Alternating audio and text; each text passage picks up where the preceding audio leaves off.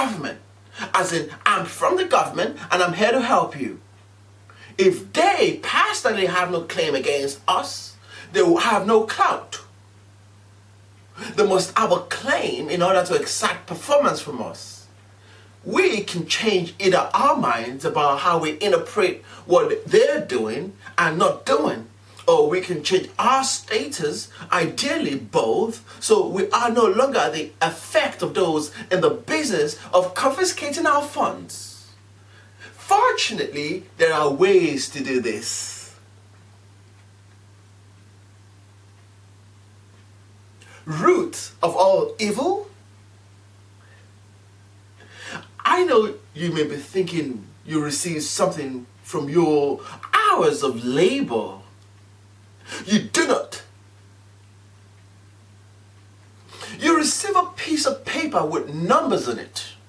The date, a dollar, figure, a strawman name, and a signature. So far you have received nothing of value from and for your labor. Can you use them? Sort of.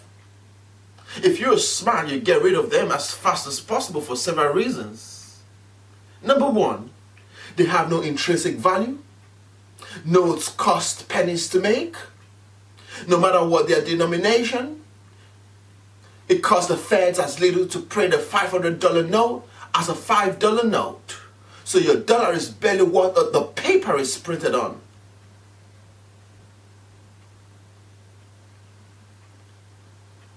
Number two, you're holding debt notes. Debt notes carry liability in the form of interests. You'll get stuck with the interest on these debts if you don't trade them for something of value as soon as possible. And how do you explain when during the COVID-19 pandemic, contactless payment has been increased from £30 in the United Kingdom to £45?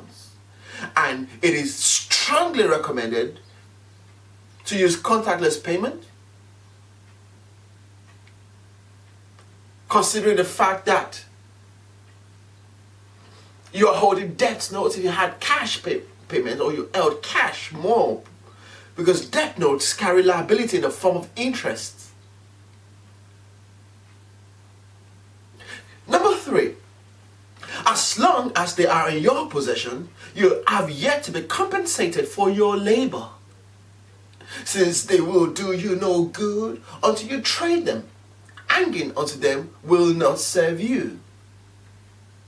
So if you try to bury all your ill-gotten gains under the ground, you're just not going to make the most of it. Property taxes, council tax, to bring it home. We must discharge the bankers' debts for them, or they will become more and more desperate. Desperate times call for desperate measures. If the debt that the banksters created using as collateral the properties we are presently using and which we believe belongs to us, houses, automobiles, our bodies, etc., it is not discharged, and only we have the lawful right, means and energy to do this, we will find ourselves without the use of said property because we have neglected to claim it as such. Property taxes, along with all other taxes, will increase to the point where we can no longer afford to hang on to the property. Never mind the mortgage, the interest or the market. The banks and feds will raise property taxes past the point where we can afford them and simply will foreclose. How do you explain the current COVID-19 pandemic, when businesses are on lockdown and accrued a high number of property taxes and rents, and may be forced to foreclose if they couldn't keep up the accrued rates? where high street restaurants are contemplating going bankrupt right now because they simply just cannot afford how much has been incurred since the lockdown. The name of their game is to confiscate as much of our property as possible. The feds become more frantic as each day passes, as the IMF tightens the screws on them. The fact that interest rates are at an all-time low ought to give one pause. Think about it. Low interest rates are prompting us to buy property. When we are all indebted, they will hike property taxes and get all their property back. Unless we know how to stop paying property tax, which is simply a case of declining to do so. Get on it.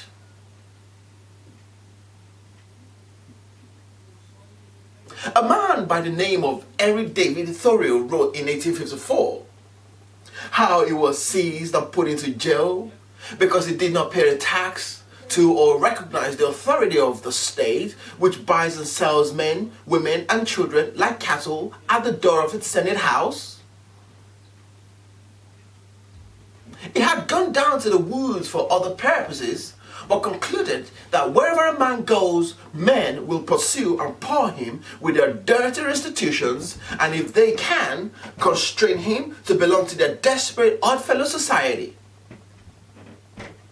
He accepted that hell might have resisted forcibly with more or less effect and might run amok against society, but he preferred that society should run amok against him. He'd be the desperate party.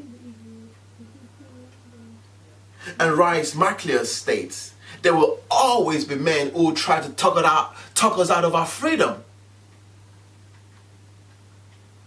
Think of the game of musical chairs. There simply aren't enough chairs, which is of course money to pay interests, to go around. Those who are forced to leave the game as there is not enough money in the economy to pay back all the debt the banks have created by their expansion of credit and profited from creating it, will lose all they have worked to accrue.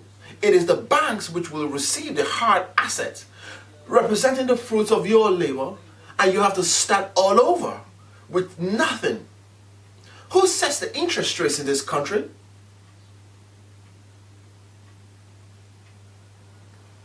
The interest rate, for instance, 6% is always commensurate with the percentage of those who go bankrupt. The bankster's crime of premeditated expansion of the debt beyond the amount of money in circulation will create a predetermined number of innocent victims, commensurate to the percentage of the interest that the banks charge each year. Yet banks cannot commit this crime without our giving them our signed promissory notes, so we can hypothecate a certain number of years of our future labor in order to use the bank's equivalent of money right now and the present until interest which is being applied to the credit extended by the banks is eliminated. The people will remain slaves to the credit system, which is the banking and the monetary system of the world.